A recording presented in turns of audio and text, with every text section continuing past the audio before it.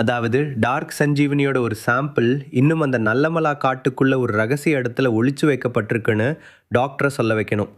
அதை எடுக்க விக்ரம் சிங்கானியா கண்டிப்பாக அஜய் ரத்தோரோட ஹெல்ப்பை தான் கேட்பா. ஏன்னா ஆர்மி ஆளுங்க நினச்சா அந்த காட்டு பகுதிக்குள்ளே ஈஸியாக போக முடியும். திட்டமிட்டபடியே ஆண்ட்ரூ பிலிப்ஸ் அனுப்பிய சேட்டலைட் லிங்க் வழியாக ஜீவா அவர்களது ரகசிய தலைமையகத்தை கண்டுபிடித்தான். அது மும்பை கடற்பரப்பிற்கு அருகே நங்கூரமிட்டிருந்த விக்ரம் சிங்கானியாவின் ஒரு பிரம்மாண்ட சொகுசு கப்பல் லக்ஸுரி யாட் என்பது தெரிந்தது.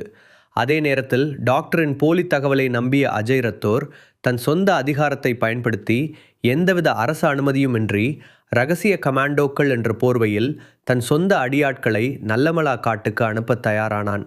அவன் விக்ரம் சிங்கானியாவிடம் ஃபோனில், வேலை முடிய போகுது, இன்னைக்கு நைட்டே அந்த சாம்பிள் என் கைக்கு வந்துடும் என்று லஞ்ச படத்தை பெற்றுக்கொண்டு பேசினான். இந்த ஒட்டுமொத்த ஆடியோ ஆதாரத்தையும் ஜீவா தட்டி தூக்கினான். கருதருவென இருக்கும் நள்ளிரவு கடல். விக்ரம் சிங்கானியாவின் த இம்பீரியல் சொகுசு கப்பல் ஒரு குட்டி தீவு போல பிரம்மாண்டமாக மிதந்து கொண்டிருக்கிறது. உள்ளே லேசர் விளக்குகளின் வெளிச்சத்தில் உலகளாவிய மாஃபியாக்களின் மது கொண்டாட்டமும் ஆயுத பேரம் பேசும் சத்தமும் காதை பிளக்கிறது. திடீரென வானத்தில் மேகங்களை கிழித்து கொண்டு ஒளிரும் விளக்குகள் அணைக்கப்பட்ட 3 கருநிற MH-60 சீஹாக் ஹெலிகாப்டர்கள் தாழ்வாக பறந்து வருகின்றன. அதே நேரத்தில் கடலின் அலைகளை கிழித்து கொண்டு 4 அதிவேக ஸ்டெல்த் படகுகள் கப்பலை சூழ்கின்றன. ஹெலிகாப்டரிலிருந்து கயிறுகள் வீசப்பட கருப்பு நிற கவச உடைகள், முகமூடி அணிந்த ரேடியன்ஸ் கமாண்டோக்கள் மின்னல் வேகத்தில் கப்பலின் டெக்கிற்குள் குதிக்கிறார்கள். கப்பலின் கட்டுப்பாட்டு அறைக்குள் கமாண்டோக்கள் அதிரடியாக புகுந்து துப்பாக்கிச்சூடு நடத்த எதிரிகள் நிலை குலைகிறார்கள். இந்த அதிரடிக்கு நடுவே தன் முதுகிலிருந்த அதிநவீன லேப்டாப்பை திறந்து கப்பலின் மெயின் சர்வர் போர்ட்டில் ஒரு கேபிளை குத்துகிறான் ஜீவா விரல்கள் கீபோர்டில் பறக்கின்றன. ஹரிஷ், இவனுங்களோட மெயின் செக்யூரிட்டி ஃபயர்வாலை பிரேக் பண்ண 90% லோடிங் முடிஞ்சது. இன்னும் 3, 2, 1 என்டர். அவன் என்டர் தட்டிய நொடி கப்பலின் ஒட்டுமொத்த சொகுசு விளக்குகளும் டக் டக் டக் என அணைந்து அலாரங்கள் கத்த சிவப்பு நிற எமர்ஜென்சி விளக்குகள் மட்டும் சுழல தொடங்குகின்றன. எதிரிகளின் கம்யூனிகேஷன் நெட்வொர்க் முற்றிலும் முடங்குகிறது.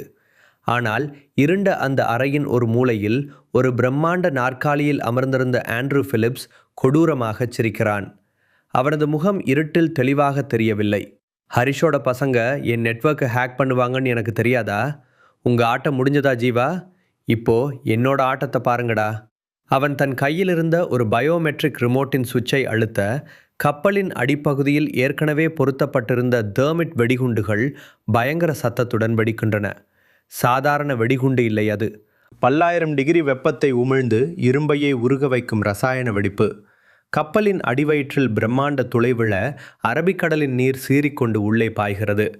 கப்பல் ஒருபுறமாக 30 டிகிரி சாய்ந்து மூழ்கத் தொடங்குகிறது. புகை மூட்டம், மரண ஓலம், தண்ணீரின் இரைச்சல் என அந்த இடமே நரகமாகிறது. இந்த குழப்பத்தை பயன்படுத்தி விக்ரம் சிங் ஆனியா தப்பியோட முயல ரேடியன்ஸ் படையின் கமாண்டோ ஒருவன் அவனது காலில் சுட்டு அப்படியே தரையோடு தரையாக கிடத்தி விலங்கு மாட்டுகிறான். ஆனால் ஆண்ட்ரூ, அவன் தன் இடுப்பில் இருந்த பார்க்க ஒரு கைப்பிடி போல இருக்கும் மினியேச்சர் ஹைட்ரோ ஸ்கூட்டர் கருவியை ஆன் செய்கிறான். அதிலிருந்து நீல நிற லேசர் எரிபொருள் சீறுகிறது. கப்பல் மூழ்கும் அந்த இறுதி நொடியில் சுழன்று கொண்டிருந்த கடல் அலையை நோக்கி ஒரு மாஸ்டை வடிக்கிறான். கடலுக்குள் விழுந்த அடுத்த நொடி அந்த ஸ்கூட்டர் அவனை மணிக்கு 80 கிலோமீட்டர் வேகத்தில் ஆழ்கடலுக்குள் இழுத்துச் செல்ல நள்ளிரவு இருட்டில் அவன் மாயமாய் மறைகிறான். அடுத்த நாள் காலை டெல்லி இராணுவ தலைமை மைதானம். லேசான பனிமூட்டம் தரையை மூடியிருக்கிறது. பின்னணியில் இந்திய இராணுவத்தின் அதிநவீன் சுகோய் போர் விமானங்கள் மற்றும் பிரம்மாண்ட டேங்குகளின் அணிவகுப்பு. தூரத்தில் பனிமூட்டத்தை கிழித்து கொண்டு ஒரு கருப்பு நிற கார் வந்து நிற்கிறது. கதவு திறக்கப்பட கருப்பு நிற லாங் கோட், காதில் ரேடியன்ஸ் கம்யூனிகேட்டர், கண்களில் கருப்பு கண்ணாடி அணிந்து இறங்குகிறான் ஹரிஷ். அவனை நோக்கி ஓடி வருகிறான் ஜீவா. அவனது கையில் இருந்த ரேடியன்ஸ் கம்யூனிகேட்டர் சாதனம் தொடர்ந்து ரெட் அலர்ட் கொடுத்து கொண்டிருக்கிறது.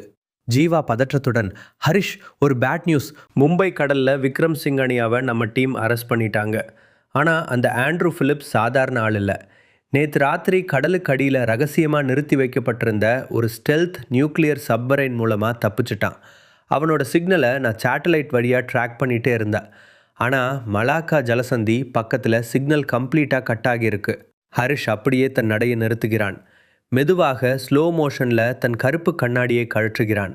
அவரது கண்கள் கூர்மையாகி இரையை குறிவைக்கும் சிங்கத்தின் கண்களாக மாறுகின்றன. அவன் சாதாரண ஆள் இல்லை ஜீவா. 20 வருஷத்துக்கு முன்னாடி ஒரு ரிசர்ச் லேப் குண்டு வெடிப்பில் செத்து போனதா இந்த உலகமே நம்பிட்டு இருக்கிற ஆண்ட்ரூவோட ஆத்மா இப்போ உலகத்தையே அழிக்க நினைக்கிற விஷமாக மாறியிருக்கு.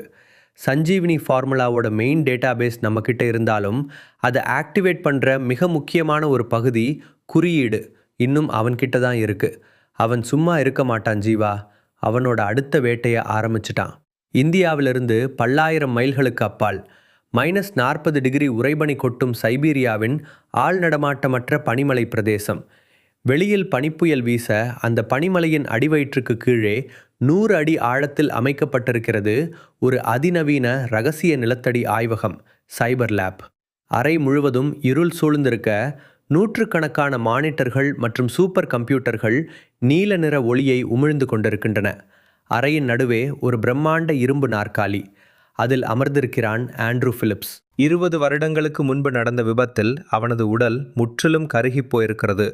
அந்த தழும்புகளை மறைக்கும்படி அவனது உடம்போடு உடம்பாக பொருத்தப்பட்டிருக்கிறது ஒரு சைபோர்க் எக்ஸோ சூட். அவனது இடது கண்ணில் ஒரு டிஜிட்டல் ஸ்கேனர் லென்ஸ் பொருத்தப்பட்டு சிவப்பு நிறத்தில் பிளிங்க் ஆகி கொண்டிருக்கிறது. அவனுக்கு முன்னால் இருந்த பிரம்மாண்ட மெயின் திரையில் இந்தியாவில் அவனது கூட்டாளிகளான அஜய் ரத்தோரும் விக்ரம் சிங்கானியாவும் கைகளில் விலங்கிடப்பட்டு இந்திய இராணுவத்தால் இழுத்துச் செல்லப்படும் பிரேக்கிங் நியூஸ் ஓடிக்கொண்டிருக்கிறது. அதை பார்த்த ஆண்ட்ரூவின் கோபம் உச்சிக்கு ஏறுகிறது. அவனது சைபோர் கையின் உலோக விரல்கள் நாற்காலியின் இரும்பு கைப்பிடியை இறுக்குகின்றன. இரும்பு கீறும் கொடூரமான க்ரீச் சத்தம் அந்த லேப் முழுக்க எதிரொலிக்கிறது. அவன் மெல்ல எழுந்து நிற்கிறான். அவனது கவச உடலின் ஹைட்ராலிக் பாகங்கள் ஜிவ் ஜிவ் என்ற தியேட்டர் எஃபெக்ட் சத்தத்துடன் இயங்குகின்றன. ஆண்ட்ரூ பேய் போல கர்ஜிக்கிறான். ஹரிஷ், ஜீவா, என் 20 வருட உழைப்பை, உலகத்ததையே ஆட்டி படைச்ச என் சர்வதேச சிண்டிகேட் நெட்வொர்க்கை ஒரே ராத்திரியில் அண்டர் கிரவுண்ட் ஆக்கிட்டீங்கன்னு சந்தோஷப்படுறீங்களா? ஆனால் சஞ்சீவினி ஃபார்முலாவோட முழு ஆற்றல் உங்களுக்கு இன்னும் தெரியாதுடா.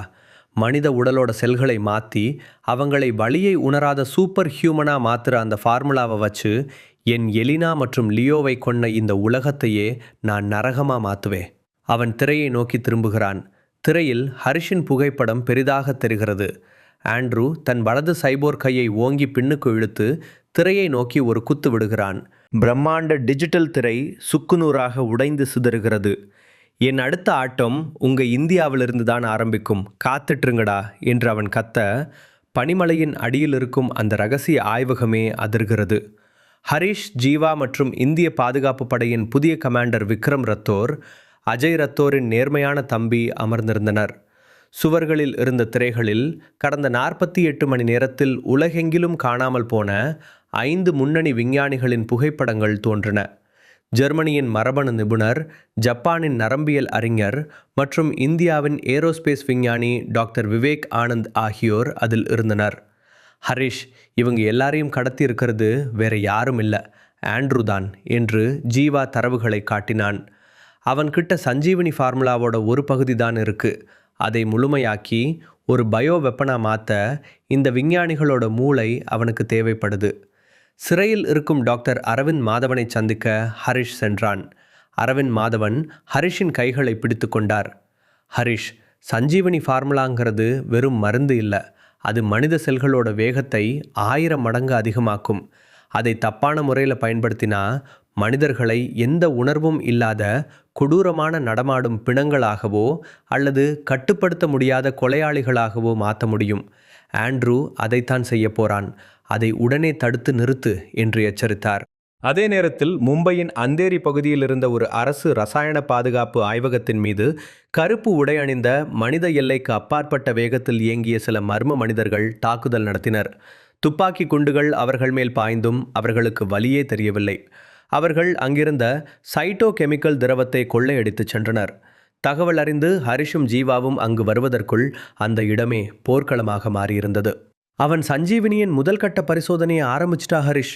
அவனோட ஆட்கள் சாதாரண மனிதர்கள் மாதிரி இல்லை, அவங்களுக்கு வழி தெரியல என்றான் ஜீவா அதிர்ச்சியுடன். மும்பை ஆய்வகத்தில் கொள்ளையடிக்கப்பட்ட போது அங்கிருந்த ஒரு சிசிடிவி கேமராவில் பதிவான குறியீட்டை ஜீவா ஆராய்ந்தான். அந்த அபராதியின் உடம்பில் ஒரு குறிப்பிட்ட டாட்டூ இருந்தது. அது 20 வருடங்களுக்கு முன்பு ஆண்ட்ரூ, லியோ, எலினா ஆகியோர் பயன்படுத்திய பழைய உளவு படையின் பீனிக்ஸ் முத்திரை. ஹரிஷ், ஆண்ட்ரூ அவனோட பழைய நெட்வொர்க்கை மீண்டும் உயிர்ப்பிச்சிருக்கா. அவனோட தற்காலிக பேஸ் அந்தமான் நிக்கோபார் தீவுகளுக்கு பக்கத்தில் இருக்கிற ஒரு ஆள் நடமாட்டம் இல்லாத ரகசிய தீவுல இருக்கு என்று ஜீவா கண்டுபிடித்தான். முழு கதையையும் கேட்டு மகிழ பாக்கெட் FM ஏபி டவுன்லோட் செய்யுங்கள். லிங்க் டிஸ்கிரிப்ஷனில் கொடுக்கப்பட்டுள்ளது.